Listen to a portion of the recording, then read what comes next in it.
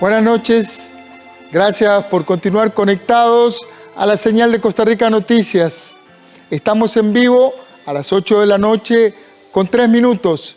Soy Ernesto Rivera. Ayer, finalmente, con 49 votos a favor y 1 en contra, el Congreso aprobó una versión modificada del presupuesto extraordinario que envió el ministro de Hacienda. De ese presupuesto saldrán 50.000 millones en ayudas y bonos proteger y otros 43.000 millones para la caja. La ley también incluye un recorte de gastos por 178.000 millones de colones. Este presupuesto era una parte de la propuesta de Hacienda. Ahora, para equilibrar las finanzas se requieren además que se le aprueben créditos y empréstitos. También queda pendiente un proyecto que propone rebajar las horas de los trabajadores públicos que ganen más de 1,5 millones de colones. Las preguntas que flotan son: ¿cómo quedan las finanzas públicas? ¿Cuánto del canje de deuda cara por deuda más barata se ha logrado concretar? ¿Se impondrá una tasa a la renta y a las ganancias de las personas más ricas del país? ¿Está el gobierno distribuyendo las cargas con equilibrio o la crisis la están pagando los asalariados y los consumidores? Para conversar sobre estos temas, invité al ministro de Hacienda, don Elian Villegas. Buenas noches, señor ministro. Bienvenido al set de Costa Rica Noticias. Buenas noches, don Ernesto. Muchas gracias por su invitación y por traernos acá para aclarar algunas cosas, para conversar con usted. Y si gusta, un par de cositas que dijo en la introducción que es importante aclarar. Adelante. Corríjame todo lo necesario. Es que el bono proteger no son 50.000 millones, en realidad son 90.000 millones. Hay 75.000 millones que son... que van directamente a lo que es el Ministerio de Trabajo. Esos 75.000 millones provienen de un aporte que había realizado el Instituto Nacional de Seguros hace ya poco más de 3 meses. Y los otros 15.000 millones que van directamente a Limas tienen como origen la ley que dejó fijo el precio de los combustibles, aprovechando en aquel momento que precisamente los precios del petróleo bajaron, y entonces se formó ahí un pequeño sobreprecio que en ese momento, pues desde el punto de vista de la competitividad del país, siendo que el país estaba prácticamente encerrado durante esos meses, pues no era tan relevante, y entonces la decisión que tomaron los diputados fue: vamos a dejar el precio igual, excepto del diésel. En los demás combustibles vamos a dejar el precio igual, de tal forma que la diferencia entre el costo para recope y el precio final de venta se la vamos a trasladar en este caso al Instituto Mixto de Ayuda Social como un mecanismo para que otorgara más bonos proteger. Entonces son 90.000. Y luego el monto del recorte, usted señala 178.000. Efectivamente, digamos, este fue un tema polémico a lo largo de toda la aprobación del presupuesto, en el sentido de que precisamente como se aprueban estos gastos para bonos proteger, gastos para la caja y demás, algunos diputados mencionaban que el recorte era de 178.000. En realidad el recorte quedó, para efectos nuestros, en alrededor de 310.000 millones de colones. A eso hay que incluirle, o hay que tener en consideración que también se aprobaron estos gastos que llevaban su fuente de ingreso debidamente soportada, y aparte de lo que estábamos presentando también en este presupuesto. Muy bien, ahí consignado el punto de vista de Hacienda. No, pero es importante que no son 50, son 90.000 millones. Tiene usted razón, sí, son los 75, que ese fue un tiro que usted hizo el pase, se atajó la bola y ahora está metiendo desde Hacienda, ¿verdad? Porque era una plata que venía del INS y ahora usted la pudo incluir dentro de este presupuesto extraordinario en Hacienda. Sí, nada más que cuando hicimos esto desde el INS, en particular no tenía la menor idea de que iba a llegar al Ministerio de Hacienda, y creo que ahí sobre todo estuvo el espíritu de la Junta Directiva del INSS, que siempre entendió que es una empresa que le pertenece a los costarricenses y tiene que brindarse a los costarricenses, y esta fue una forma de ser presente en una circunstancia donde el país pues claramente requiere que todas las instituciones públicas digan presente. Bueno, don Elian, ayer aprobaron el presupuesto. ¿Cómo Sí. quedan las finanzas públicas? Las finanzas públicas quedan pues en una situación difícil, ¿verdad? Hemos venido a partir de la llegada del coronavirus en una situación complicada y tal vez es importante para todo el público que entendamos, cuando se aprueba el presupuesto se parte de un supuesto importantísimo, digamos, cuando se aprobó el año pasado, y es que esta economía es una economía que iba a crecer, es una economía donde se iba a lograr un crecimiento de prácticamente de un 3%, iba a crecer esta economía. Y entonces lo que se dijo es, en esta economía, el Ministerio de Hacienda va a ir y va a tomar una parte de ese crecimiento en forma de impuestos, lo que es lo más natural. Entonces, lo que se dijo, esta economía se le va a sacar alrededor de un 14,5%, que es la carga tributaria, y esa carga tributaria va sobre una economía que era de alrededor de unos 36,000 millones de dólares. Ahora, ¿qué pasó? Que esa economía, por causa del coronavirus, lo que dijimos es, la gente no puede acercarse una a otra, tenemos que manejar medidas de distanciamiento social, y eso provocó que tanto por el lado de la oferta como por el lado de la demanda, los mercados se hicieran más chiquititos. Y entonces esa economía que era de ese tamaño se nos hizo más chiquitita.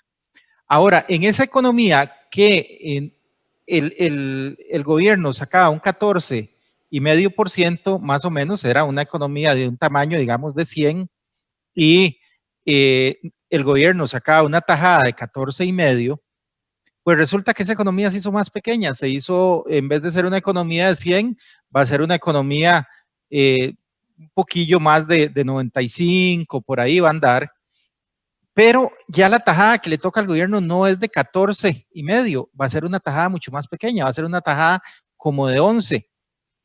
Entonces, el problema es que en realidad de lo que teníamos antes a lo que tenemos ahora, se nos redujo significativamente la porción. ¿Y por qué también la porción se nos hace más pequeña? Porque resulta que, por ejemplo, en esta economía hay un montón de empresas y un montón de personas que no van a tener utilidades, entonces no les vamos a poder cobrar impuestos sobre la renta. Y así en general se van dando una serie de situaciones que hacen que esa tajada se haga más pequeña. Al suceder eso, pero los gastos no se contraen, sino que los gastos siguen siendo del mismo tamaño, y encima tenemos que meterle más seguridad por el tema del coronavirus, tenemos que meterle más plata porque hay que pasarle a la caja algunos dineros precisamente para mantener cierto equilibrio financiero por un mínimo cotizable que es importante mantener. Entonces, eso es más gasto. Ocupamos más gasto precisamente para llevarle alimento y llevarle manutención a las familias que están en peor condición debido a la pandemia. Entonces, de donde se toman los recursos se nos hizo más chiquitito y el gasto se nos hizo más grande. Entonces, esta es una situación, es una ecuación muy complicada, porque si el gasto se nos hace más pequeño y el ingreso se nos hace más pequeño, pues ahí vamos más o menos en la misma proporción. Pero si a usted esto se le hace más pequeño, pero esto se le hace más grande, y con esto, que es el ingreso tributario, usted tiene que financiar esta parte de aquí, entonces está en problemas. Y eso es lo que sucede en la economía costarricense, y es lo que no sucede en razón de que además no sabemos exactamente cuándo va a parar esta pandemia. Lo que ahora me parece que ya todos tenemos más claro es que si bien no hay una fecha, sí hay un hito que marcará el fin. Y ese hito es cuando nos estén vacunando a los 5 millones de costarricenses. Porque incluso cuando salga la vacuna, pues la vacuna será un hito importantísimo que dirá, estamos más cerca del fin. Pero recordemos que la vacuna sale y hay que vacunar a todo el mundo, literalmente a todo el mundo. Y entonces ahí nosotros pues tenemos que hacer fila para que en el momento oportuno, y ojalá que sea lo más pronto posible, pues nos toquen esos 5 millones de vacunas y podamos vacunar a toda la población. Entonces, en síntesis, la situación fiscal es una situación complicada que tiene solución, pero es complicada. Sí. La noticia relativamente alentadora es que no somos los únicos. El mundo está igual y el mundo está encontrando distintas maneras de solucionar este problema.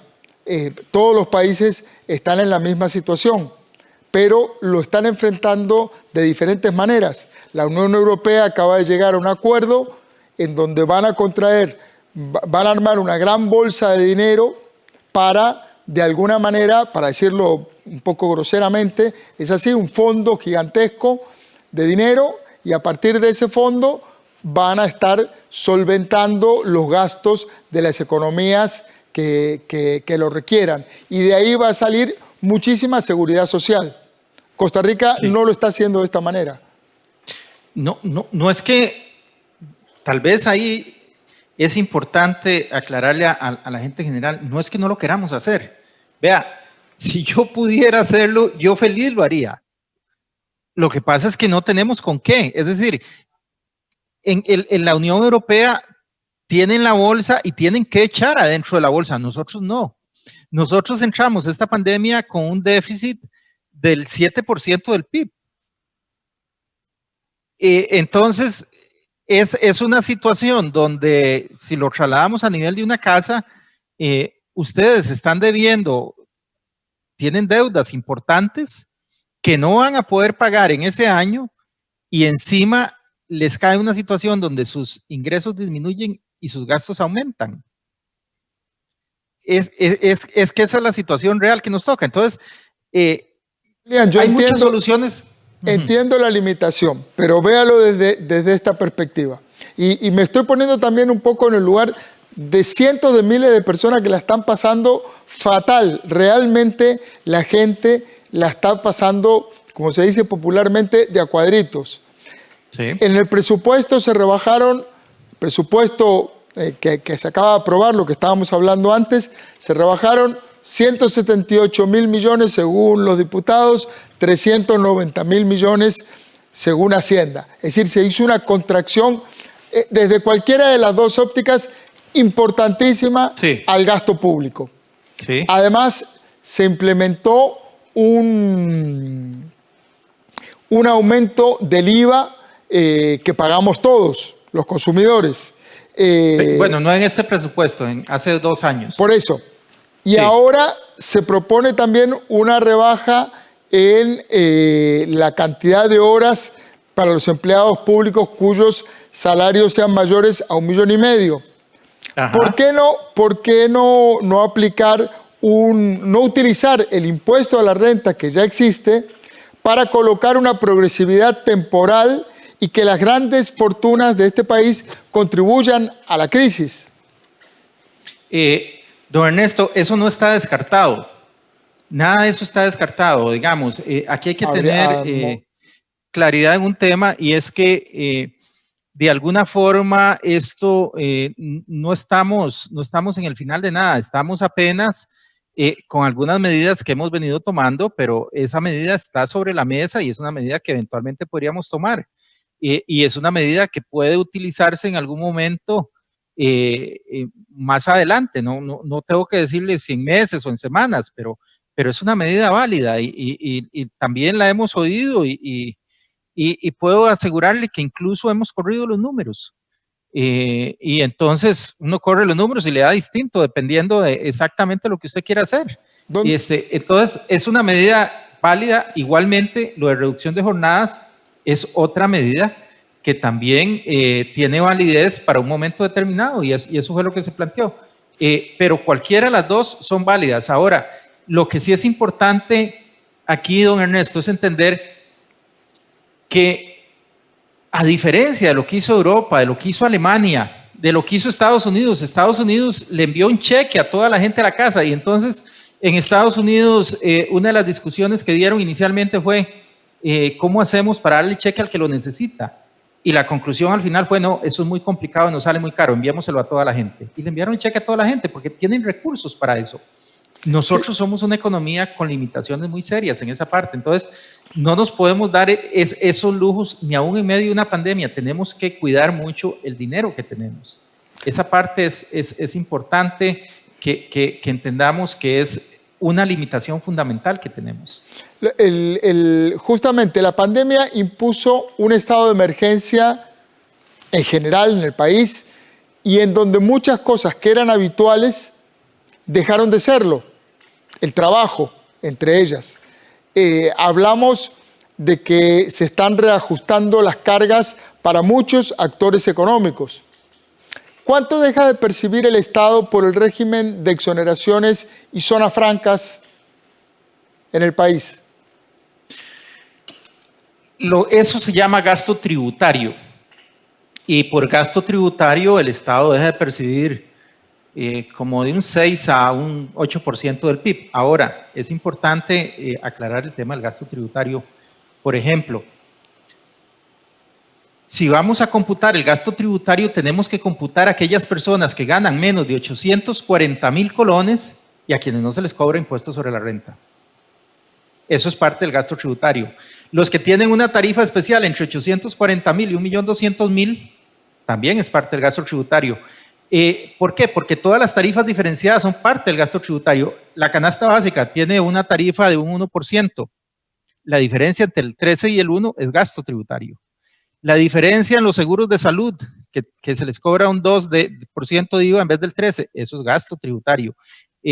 Con esto lo que le quiero decir es que yo sé que la gente plantea el tema de zonas francas y demás, pero no es tan sencillo como echarle la culpa a una actividad, y en el caso concreto de zonas francas, es una actividad que nos genera muchísimo trabajo, es una actividad que, por ejemplo, en la situación actual, nos ha ayudado muchísimo en términos de que ha mantenido prácticamente la totalidad de los trabajos que existían y que se estaban generando en zonas francas, y algunas incluso han crecido. Entonces, desde ese punto de vista, yo creo que no hay que caer en pensar que ese tipo de regímenes son malos per se.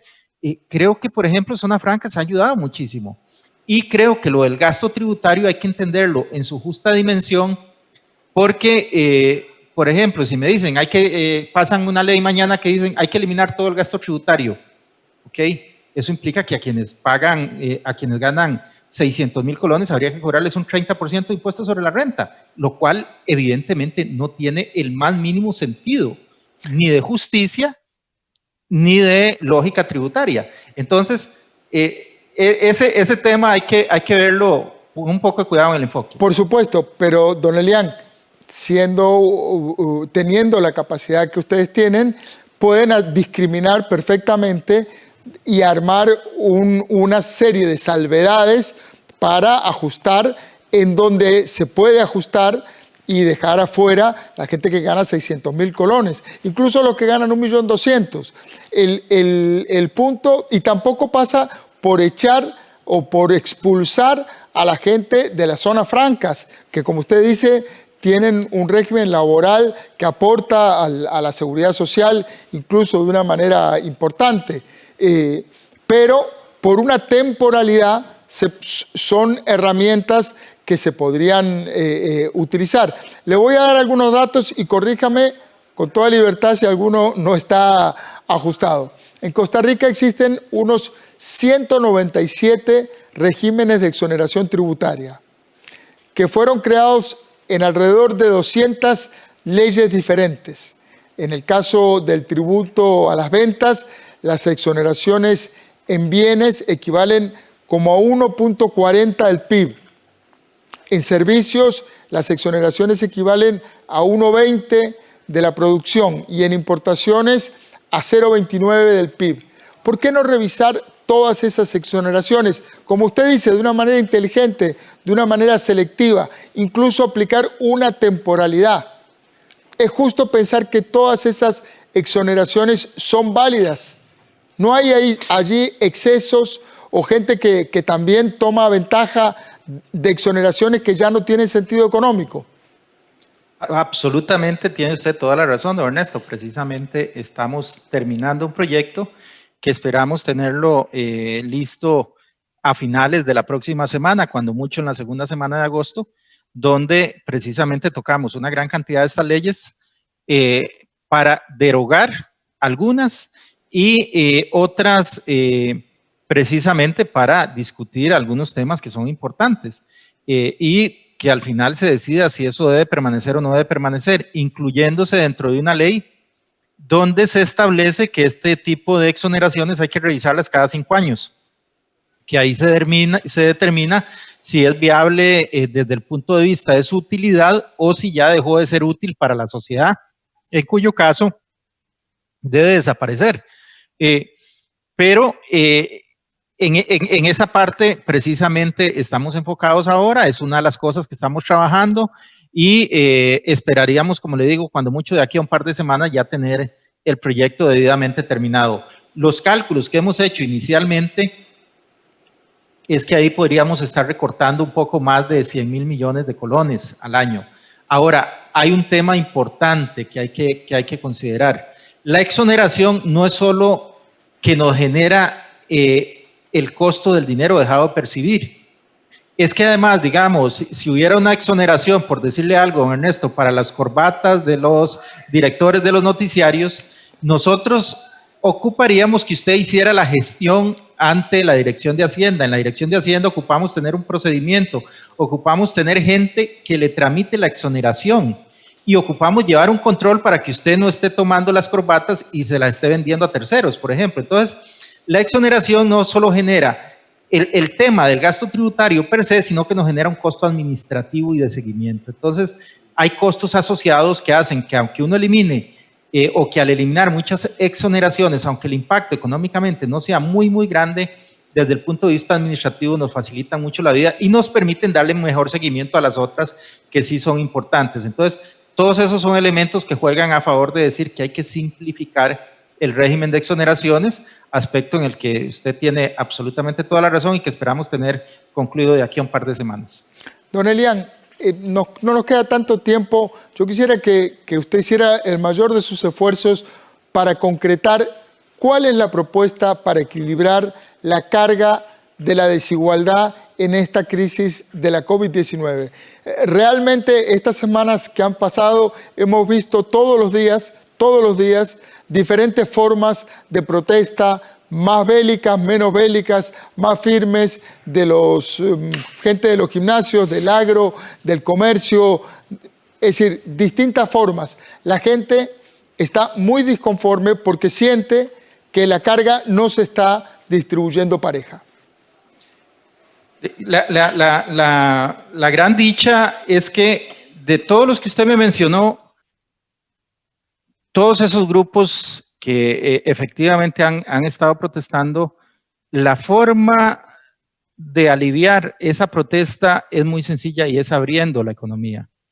Es sencilla, pero es complicada por la situación en la que estamos. Y viera que hoy he recibido muy buenos comentarios a raíz de la disposición del gobierno en el sentido de, y voy a verlo porque por acá lo tengo precisamente en una foto, donde lo que se hace es que se dispone que durante el mes de agosto va a estar cerrado del 10 al 21, pero los demás días del mes va a estar abierta toda la actividad o la mayoría de las actividades, con las limitaciones que se señalan en cuanto a las zonas amarillas y naranjas. Entonces, todas estas personas lo que nos han estado pidiendo es quiero trabajar y realmente desde lo que es la parte de finanzas públicas, pues a nosotros nos hace todo el sentido del mundo, pero respetamos también profundamente el ejercicio fuerte y el ejercicio responsable que está llevando adelante don Daniel Salas y el equipo de salud y que dice, si abrimos por acá se nos puede generar un problema grandísimo, hay que llevar esto con mucho cuidado, con mucha prudencia. Entonces, en general, todas esas actividades, yo lo que les diría es, ya estamos en un momento donde se está realizando una mayor apertura. El gobierno en la parte de salud es consciente de que hay que manejar con mucha prudencia la parte de salud, pero también con mucha prudencia el tema de la economía. Y creo que en la conjunción de esos dos factores es donde va a estar el éxito del tratamiento de esta pandemia para que el país salga entero, lo más entero posible en la parte de salud, pero a la vez que salga con una economía en no tan malas condiciones como podría salir si se dieran cierres absolutos durante mucho tiempo. Así es que a toda esa gente, ojalá y podamos tener una economía todavía mucho más abierta, donde puedan llevar adelante sus labores en una forma más continua, y sabemos que esa es la gran necesidad que ellos tienen, y que a través de su trabajo, el trabajo honrado, pues llegará la recompensa que en este momento que están ocupando, que es precisamente los ingresos para la manutención de ellos y de todas sus familias. Se nos acabó el tiempo, don Elian, pero bueno, los problemas quedan ahí planteados. Creo que este tema de la desigualdad es un tema que va a persistir, queda pendiente poder entender qué pasa con la gente que está desempleada, qué pasa con las empresas que tuvieron que cerrar, qué pasa cuando la gente tiene que vender, pero no hay quien quiera comprar porque no hay plata en la calle. En fin, es una charla que se nos agotó el tiempo, estos 30 minutos no rindieron para más, pero vamos a tener otros 30 en algún momento. Muchísimas gracias. Mucho gusto, Ernesto, a la orden. Y muy buenas noches, don Elian. Buenas noches, muchas gracias. Gracias a ustedes también por estar ahí, por seguirnos, por acompañarnos, por permitirnos entrar en sus hogares. Recuerden, trabajamos para usted. Somos la televisión pública de Costa Rica.